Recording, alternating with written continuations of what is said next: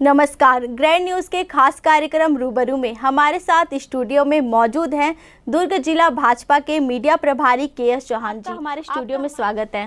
नमस्कार सर, कांग्रेस सरकार से मोदी सरकार आई है तब से महंगाई को लेकर बहुत जगह जगह पर धरना प्रदर्शन किए जा रहे हैं। इसमें आप पहले हम ये जान लें कि महंगाई होती क्या है।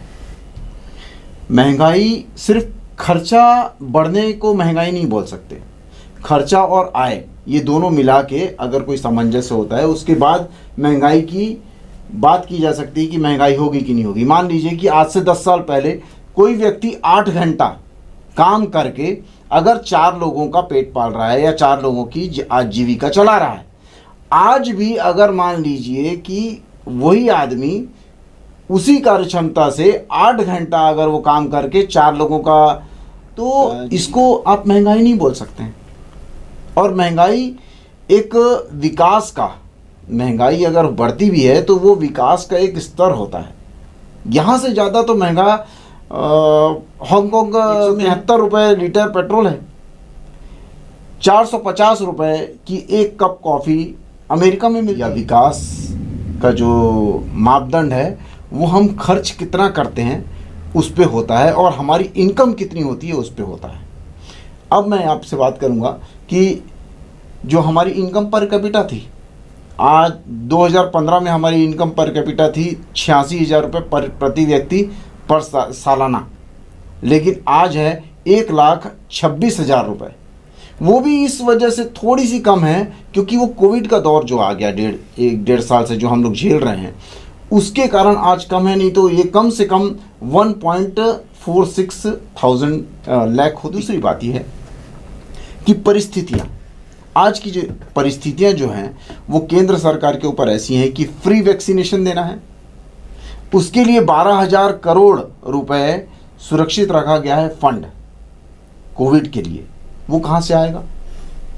और जो मुफ्त राशन देना है वो इंडिया में जो भी चीज़ें लगती हैं, कंज्यूम होती हैं, उसका लगभग 48% आयात होता है, इंपोर्ट होता है। एक्साइज ड्यूटी लगी हुई चीज़ें आती हैं, बढ़ी हुई चीज़ें आ गई हैं, काम करने पे कॉन्सेंट्रेट नहीं कर रहा है, तो इसकी वजह से जीडीपी थोड़ी सी डाउन हुई है। मेडिकल के खर्चे बढ़ गए हैं, तो इस टाइप के खर्चे जो बढ़ गए हैं तो उसके कारण ऐसा लग रहा है कि महंगी हो गई है। ये परिस्थितियाँ ऐसी हो गई हैं। और आज की डेट में आप ये देखेंगे कि आप बोलेंगे कि पाकिस्तान में 50 रुपये पेट्रोल है, लेकिन पाकिस्तान वर्ल्ड बैंक से कर्जा लेता है और उसके बाद वो लग जाता है कि हमारे को आप छूट देंगे, हमारे वो भीख मांगने लग जाता है कि हमारे को छूट दे दीजिए, हम तो बर्बाद हो गए हैं। कुछ बदल गई, आज परिस्थिति बदल गई है। हम आत्मनिर्भर बनना चाहते हैं और अपने पैसे से ही अपने काम को करना चाहते हैं। सिर्फ 4% लोगों का पेट्रोल अगर आप बढ़ा के 96% लोगों को पूरा इजाफा दे रहे हैं, उस चीज़ को आप सुविधाएं दे रहे हैं, तो ये मेरे हिसाब से ये महंगाई नहीं है। सर, अभी हाल ही में मोदी सरकार ने कैबिनेट मंत्रियों में कई फेरबदल किए हैं, नए नए चेहरों को काम करने का मौका दिए हैं, तो मोदी सरकार के आने वाले कार्यकाल में क्या परिवर्तन देखने को मिलेंगे? भारतीय जनता पार्टी की एक विचारधारा है, उसी विचारधारा के हिसाब से हर निर्णय लिए जाते हैं और उसके लिए देश पहले है, बाद में दल है, और उसके बाद कुछ अगर जान बाकी पड़ जाती है, बच जाती है, तो वो व्यक्तिगत आदमी को देखते हैं कि ये कैसा है, काबिल है कि देश के हित के लिए जो निर्णय जरूरी होगा वही भारतीय जनता पार्टी लेती है। मोदी सरकार साइंटिफिकली चीज़ों से तराशा गया है कि कौन अच्छे से काम कर सकता है, काबिलियत को देखा गया है। पद की गरिमा पात्र से होनी चाहिए, पात्र की गरिमा पद से। गांधी जी अगर प्रधानमंत्री बन जाते तो उसमें प्रधानमंत्री की जो पद है वो अपने आप में गौरवान्वित हो जाता। पढ़े लिखे लोगों को, बहुत ही यंग और एनर्जेटिक लोगों को, नई सोच वाले लोगों को, इस जैसे हमारे अनुराग जी हैं, उनका पहले कार्यकाल देखा है, वो राज्य मंत्री थे, राज्य वित्त मंत्री थे, उनका कार्यकाल देखा गया, उनको एक नई जवाबदारी दी गई। ज्योतिरादित्य जी सिंधिया जी हैं, उनको एक उनका पहले वर्किंग स्टाइल देखा गया है, यंग और एनर्जेटिक हैं, उनको एक नया दायित्व दिया गया है। ऐसे ही करके जो उसके लायक है अच्छे अच्छे पीएचडी किए हुए एमपीज लिए गए हैं। ये काबिलियत के हिसाब से ये कैबिनेट बांटा गया है, जो देश हित में काम करे, जो देश के लिए सर्वव्यापी मतलब सोच लाए। सर, विश्व स्तर में वैक्सीन को लेकर भारत एक नई मिसाल कायम की है, तो उसमें वैक्सीन को लेकर आप हमारे दर्शकों को आप क्या कहना चाहेंगे? कर भला तो हो भला, अंत भले का भला।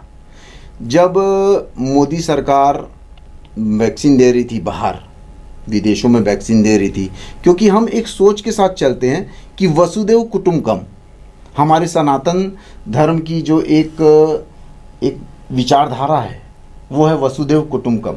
पूरे विश्व को अपने भाई बंधु अपना एक खुद का कम समय में हमने वैक्सीन तैयार, क्योंकि हमने केंद्र सरकार ने कदम ही ऐसे उठाए थे। सर, कोरोना की तीसरी लहर को लेकर दुर्ग जिला में किस तरह की व्यवस्था की गई है? ये आपका बहुत ज़बरदस्त क्वेश्चन है, और ये क्वेश्चन हमें जनप्रतिनिधियों से और अपने प्रशासन से पूछना चाहिए। पहली लहर जब आई तो आपने कुछ कार्य किया, हम उसकी सराहना करते हैं। वो आपने ऐसा कार्य किया कि जो सामाजिक संगठन खाने के पैकेट दे रहे थे, दूसरी व्यवस्थाएं दे रहे थे, उसमें आपने खुद लेके और उनको बांटा, अपना नाम बड़ा किया। हमारे को उससे कोई प्रॉब्लम नहीं है, आपने कम से कम कुछ ना कुछ तो किया। दूसरी लहर में जबकि वैक्सीनेशन इतना हुआ नहीं था, आज की डेट में तो वैक्सीनेशन 30 करोड़ लोगों को लग चुका है, लेकिन उस समय दूसरी लहर जब आई थी तो ऐसा वैक्सीनेशन नहीं हुआ था, और उस समय आपकी कोई भी तैयारी नहीं थी। पूरा देश में दुर्ग का नाम रोशन हो गया था। दुर्ग एनडीटीवी उनका केंद्र बन गया था। दुर्ग, इतनी लाशें जल रही थी, व्यवस्था ही नहीं थी। आपके पास 2 या 3 गाड़ी घूम रही थी पूरे दुर्ग जिले में। एक बार के ट्रिप में लाशों के ऊपर लाशें आपने इकट्ठा करके वो लेके आते थे एक साथ, 7-7, 8-8 लाशें एक गाड़ी में डाल के एक के ऊपर एक लेके जाते थे। कोई इंसान अभी इलाज जिसका चल रहा है, उसके बाजू में लाश 12-12 घंटे तक पड़ी रहती थी। आपकी कोई व्यवस्था नहीं थी। ये जनप्रतिनिधि और यहाँ के प्रशासन की लापरवाही, या मैं बोलूँगा कि पहले से नहीं किया गया था, कोई भी बहुत ही ठोस कदम नहीं उठाए गए थे। आप 18-18 लाख रुपए के आप बोर्ड लगा रहे हैं, वहाँ पर आपका दिमाग चल रहा है। और आज की डेट में जो आज 8 बजे तक आपने जो ये लगा के रखा हुआ है, उसके बाद आप दुकान नहीं खोल सकते हैं, आपने लॉकडाउन करके रखा हुआ है, और आप एक व्यापारिक मेले को इजाज़त कैसे दे सकते हैं? वहाँ पर गैदरिंग नहीं होगी, गैदरिंग होगी वहाँ पर। आप 8 बजे तक दुकानें चालू रखवाते हैं और 10 बजे तक दारू भट्टी चालू रखवाते हैं। दारू भट्टी से क्या संक्रमण फैलेगा नहीं? आज कई देशों में 3rd लहर आ चुकी है, और उसकी तैयारी आपने क्या की है, ये जानने की हमें बहुत ज़्यादा ज़रूरत है। आज विज़न क्या है आपका? आज का आपका कोई विज़न नहीं। यहाँ के महापौर, यहाँ के विधायक नादारद हैं। इनके ये अपने बोर्ड को चमकाने में लगे हुए हैं, अपनी सभी चीज़ों को चमकाने में लगे हुए हैं, और दारू के चलते हुए अपराध भी बढ़ रहे हैं। ऐसी कई घटनाएं हमने पिछले दिनों में देखी हुई हैं। गैंगवार चालू हो गया है, आपका पकड़ ही नहीं है, शासन का कोई पकड़ ही नहीं। आपने जो व्यवस्था दी थी दूसरे लहर में, जो 3 महीने तक आपने नर्सिंग के लिए लिया था, अपॉइंट किया था, उसको 1 महीने के अंदर हटा दिए क्या? वो कहाँ जाते? आपने कोई व्यवस्था ही नहीं की। व्यवस्था आपके पास है ही नहीं। व्यवस्था विज़न से आती है, विज़न आपके पास है ही नहीं।